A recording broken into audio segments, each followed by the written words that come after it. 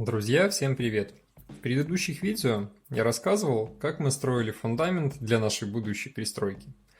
И конкретно это свайно-ростверковый фундамент размером 4,2 на 5,8 метра. И сегодня я вам хочу раскрыть финансовую сторону вопроса, потому что это достаточно важный момент.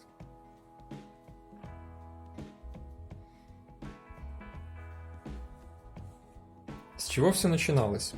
У нашего дома была вот такая вот старая небольшая деревянная пристроечка. Но, к сожалению, со временем она пришла в слишком ветхое состояние, чтобы продолжать ею пользоваться. Она сгнила, у нее проломилась крыша, поэтому было принято решение ее демонтировать и на ее месте сделать пристроечку чуть-чуть побольше вместе с санузлом. Для удобства расчета я буду рассказывать вам стоимости всех работ в трех валютах. В белорусских рублях, так как мы находимся под Минском, в российских рублях и в долларах США. Итак, с чего мы начали? А начали, конечно же, с кувалды. Снос пристройки стал нам в 300 белорусских рублей. Сносили мы ее не сами, для этих целей я нанял 2 студентов, которые за день все это дело разобрали. 300 белорусских рублей – это 115 долларов, либо 8,5 тысяч России. Дальше пошла техника. Студенты не смогли осилить порог, потому что он был перевязан с арматурой и монолитно залит. Поэтому пришлось сносить порог гидромолотом небольшого экскаваторчика. Позже этот же экскаватор проделал небольшие земляные работы, снял плодородный грунт и немного подровнял нам участок, потому что, напомню, он наклонный, и насверлил нам 15 свай глубиной 1,5 метра и в диаметре в 25 сантиметров.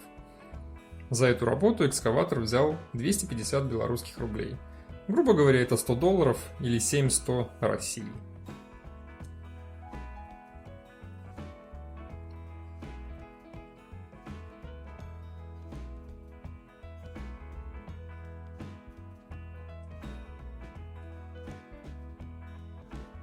Нужно не забывать учитывать всякие мелочи, такие как, например, рубероид, веревочки, проволоки, крючок для вязания всего этого дела.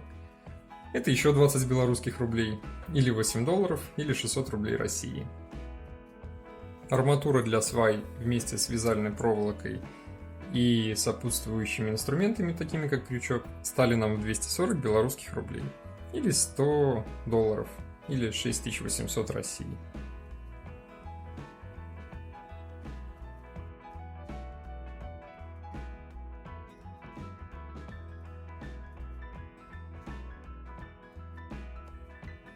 Следующим идет бетон. Напомню, что сваи мы лили вручную. Я заказал 1,5 куба сухого бетона, мы его перемешивали в тачке с водой и заливали сваи. На 1,5 куба бетона с доставкой уже готового М250 марки мы потратили 180 белорусских рублей, или 70 долларов, или 500 России.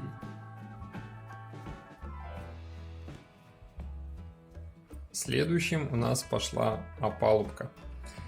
И насчет опалубки сразу есть очень-очень важный нюанс. Напомню, что опалубку мы собирали из того, что под руки попало.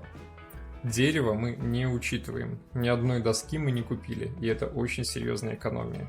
Все вот эти планочки-брусочки годами лежали у нас на сарае на чердаке, вот и пошли в дело, а все доски для опалубки использовались из уже непосредственно разобранной старой пристройки.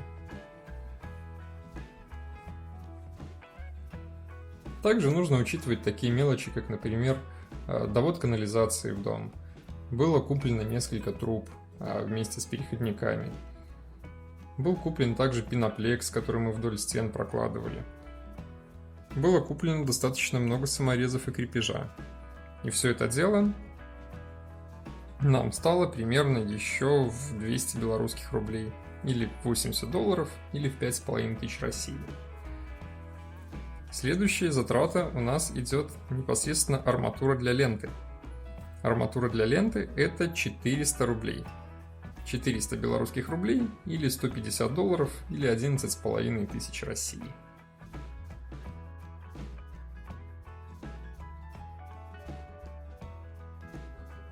Арматура, напомню, бралась 12-я и бралась шестерочка, которая у нас шла поперечная, ошки так называемые.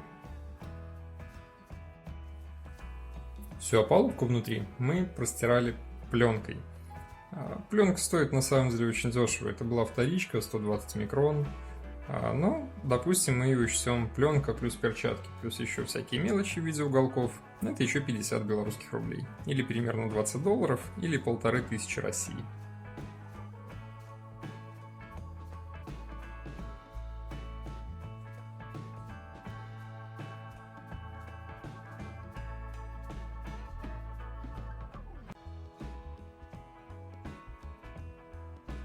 Также одной из достаточно больших затрат нам составил песок. Мы купили самосвал песка в 20 тонн. Песок нам стал в 250 белорусских рублей с доставкой. Или, грубо говоря, $100, или, грубо говоря, 700 России.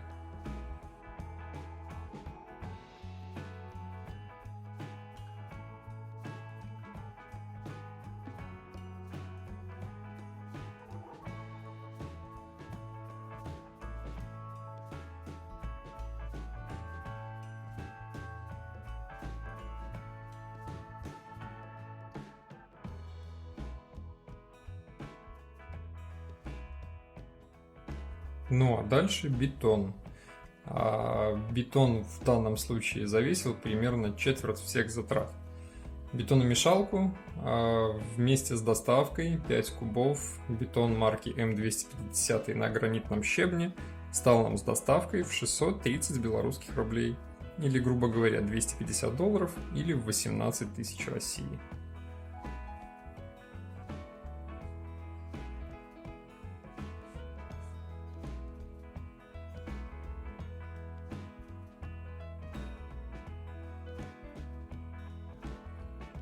Бетон, конечно же, можно было купить и дешевле, но решили брать опять же марку М250.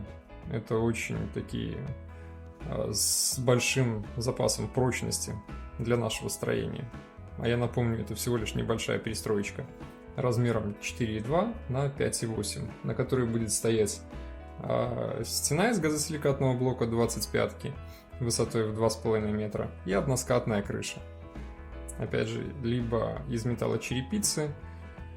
Ну, в общем, тут мы еще не решили. Ничего сверхтяжелого стоять здесь не будет. Но так как грунты у нас весьма пучинистые, глинистые, поэтому на бетоне решили не экономить.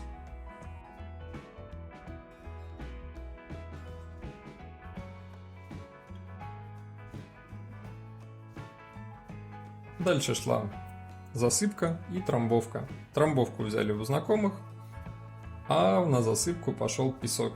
Напомню, самосвал песка. 250 рублей белорусских. Дальше черновые полы. Для того, чтобы залить черновые полы, мы песок простилали опять же пленкой, копейки. Прокладывали пеноплексом 5-сантиметровым. И в дальнейшем кидали на них сетку в картах. Итого по затратам на пол пеноплекс нам стал в 210 белорусских рублей, или $81, или 6000 России. И сетка вместе с клейкой лентой и так далее еще в 100 белорусских рублей, или $40, или примерно 2700 России. А сам уже непосредственно стяжка пола лилась вперемешку цемент с песком и добавкой. Песок уже был, это самосвал песка, а на цемент ушло примерно 100 белорусских рублей, или $40, или 2900 России. Итого, что можно сказать? На данном этапе снос и полное строительство фундамента было потрачено 2900 белорусских рублей, или примерно $1150, или примерно 84 тысячи российских рублей. Дорого это или дешево? Решайте сами. Но первоначально все это дело мы хотели делать чужими руками, то есть заказать какую-нибудь фирму. За аналогичную работу мне зарядили от $2500 до $3000. Поэтому самостоятельно экономия вышла почти в 3 раза. И по сути все осуществимо. Напомню, мы не строители. Обычный менеджер среднего звена. Если захотеть, можно сделать все и самостоятельно. Ничего сверхсложного в этом нет. Поэтому, друзья, дерзайте, стройте. Кому понравилось видео, ставьте лайки, подписывайтесь на канал, заглядывайте в описание. А мы продолжаем. Всем пока!